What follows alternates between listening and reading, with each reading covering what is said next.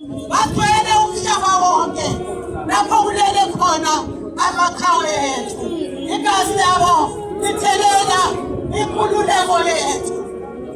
Siyabonga kubukhokheli obabona kufanele ukuthi siniphiwe leli langa sizohlonipha obaba bethu labomama bethu.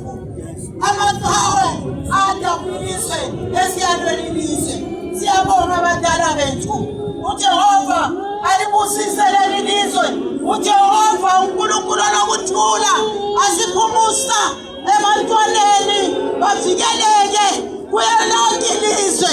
Siyabonga uNkulunkulu, siyabonga uNkulunkulu moya ongcwele ngelihle igama lenkosi uJesu.